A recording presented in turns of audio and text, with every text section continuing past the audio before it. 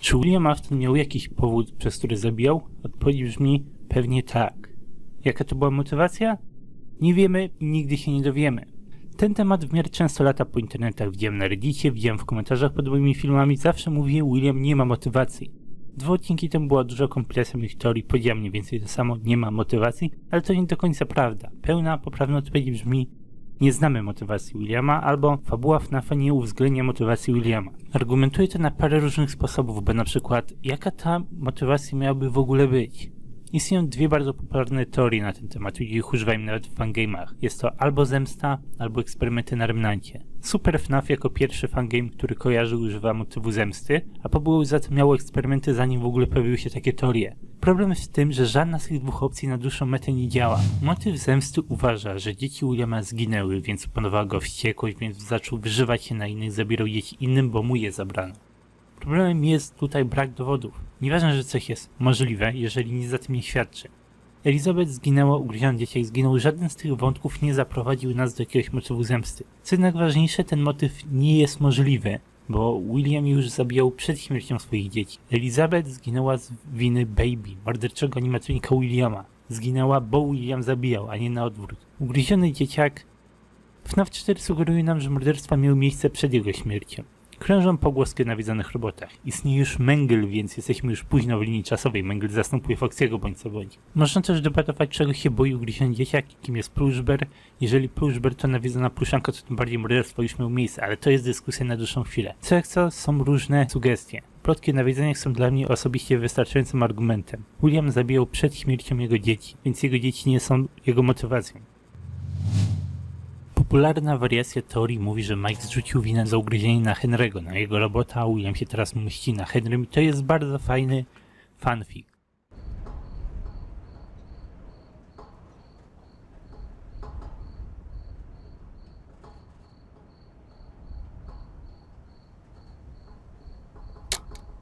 Nic nigdy nie sugeruje takiej sytuacji. Henry ma 2 dialogi w FFP i nie mówi o żadnym kłamstwie, o nieporozumieniu. Mówi o tym, że William jest potworem, korumpuje ofiary, zabił jego córkę jako pierwszą.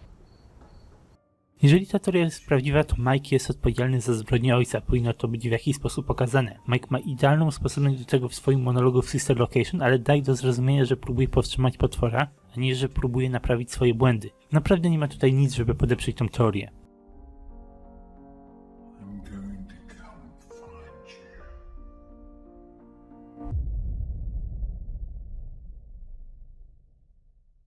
Jest też szalony naukowiec.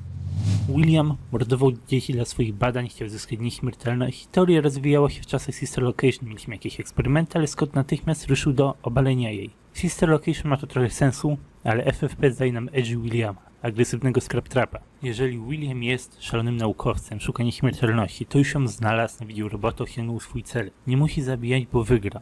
A on przychodzi mordować więcej dzieci, korumpuje ofiary do mordowania dzieci. Help Wanted korumpuje ludzi, Wani do niego dołącza Glitch, doprowadza Jeremiego do śmierci. To nie jest naukowiec, to jest po prostu potwór, morderca, Scott pokazuje to jasno ostatnio. Dlatego też nie pasuje mi żadna z tych opcji. Nie przekonuje to, że William jest po prostu potworem, mordercą, jest pisany po prostu jako złoczyńca, nie ma w tym nic głębszego, nie ma powodu, dla którego zabijał. Może on sam ma jakiś powód, ale jest zostawiony bez wyjaśnienia, nie ma go we FNAF-ie.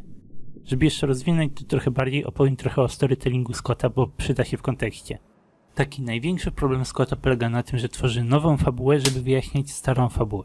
Szczytowy moment FNAF-a to FNAF 3 i wtedy jeszcze się w to nie wkręcił. W tamtych czasach po prostu pisał historię do przodu, rozwijał wątki jak leci, był na to jakiś większy plan, pomysł na historię. Fungi kłamał i poznawaliśmy w ten sposób Fazbear Entertainment.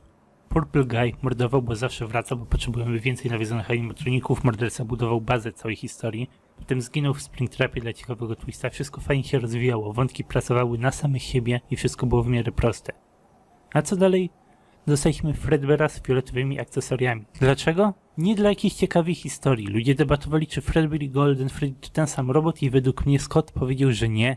Mają różne akcesoria. Stworzył te akcesoria tylko po to, żeby ich rozróżnić. Mike umiera i zostaje fioletowym zombiakiem. Czemu? Czy rozwija to postać Mike'a lub nawiązuje do jakichś poprzednich wątków? Nie. Mike umarł, żeby Scott mógł wyjaśnić Remnant. William prowadzi badanie z tego samego powodu.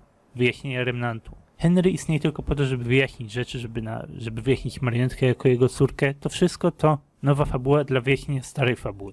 I nie chcę tutaj jechać Scotta, bo to co on robi ma cały czas sens. Wątki, które tworzy w późniejszych grach wciąż są przemyślane, ale są przemyślane w ten sposób, żeby odpowiadać na stare pytania.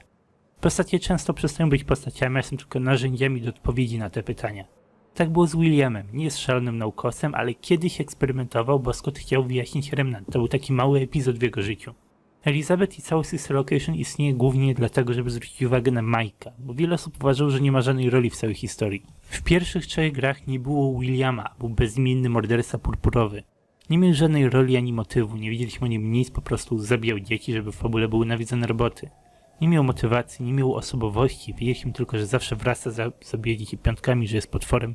Nawiedził Springtrapa, powinno być to dla niego karą, ale wykorzystuje to na swoją korzyść, wciąż jest niebezpieczny. Tyle było o Williamie w pierwszych 3 grach i to była dobra postać, tajemnicza, nie potrzebowała nic więcej, nie potrzebowała ani imienia, ani rodziny. Mogliśmy spekulować o tym, ale to nie było istotne. Potem Purpurowy został rozwinięty, jest Williamem Aftonem, ma rodzinę, ma epizod szalonego naukowca. Midnight Motorist sugeruje nam, że był agresywnym człowiekiem, ale wciąż nie wiem, o co dokładnie chodzi z tą minigierką.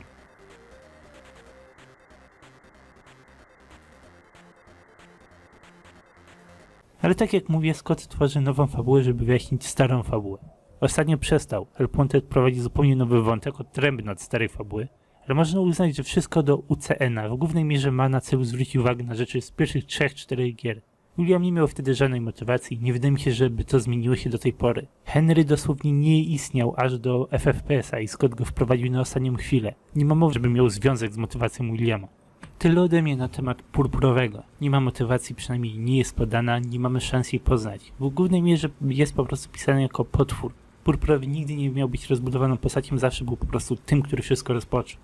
Tyle ode mnie, więc jak zawsze zapraszam do zostawienia komentarza, chętnie porozmawiam więcej na ten temat.